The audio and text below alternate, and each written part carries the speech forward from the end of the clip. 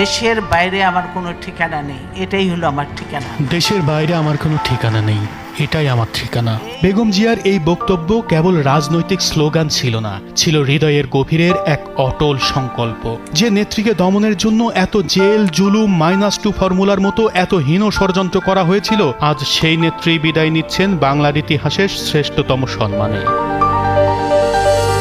দীর্ঘ রাজনৈতিক জীবনে বারবার তাকে দেশ ছাড়ার জন্য চাপ দেওয়া হয়েছে নির্বাসনের প্রস্তাব, কিন্তু বাংলার এই আপসহীন নেত্রী অনড় থেকেছেন নিজের সিদ্ধান্তে।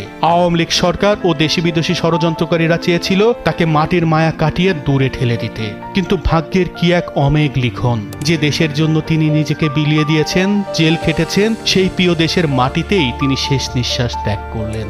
আজ কোটি মানুষের চোখের জলে সিক্ত হয়ে তিনি প্রমাণ করে দিলেন, দেশপ্রেমের পরীক্ষায় তিনি এক অপরাজেয় বীর।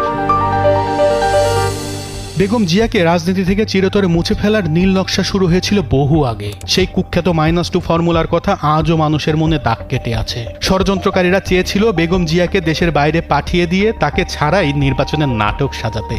রাজনীতির মাঠ থেকে এই বিশাল বটবৃক্ষকে উপড়ে ফেলার জন্য চালানো হয়েছিল অবর্ণনীয় মানসিক ও রাজনৈতিক নিপীড়ন। মিথ্যা মামলার জাল বুনে তাকে অযোগ্য ঘোষণা করার চেষ্টা করা হয়েছে বারবার, কিন্তু কোনো ষড়যন্ত্রই তাকে টলাতে পারেনি।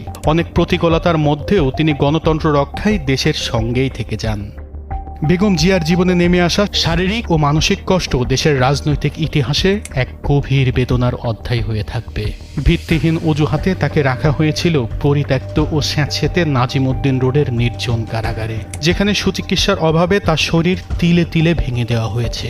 যখনই তার উন্নত চিকিৎসার জন্য বিদেশে যাওয়ার দাবি উঠেছে, তখনই সরকার আইনি মারপ্যাঁচ আর অযৌক্তিক শর্তের পাহাড় দাঁড় করিয়েছে। শারীরিক যন্ত্রণায় কাতর থাকলেও তিনি কোনো অপশক্তির কাছে মাথা নত করেননি, বরং প্রমাণ করেছেন এক সত্যিকারের দেশনেত্রীর তেজ কেমন হয়।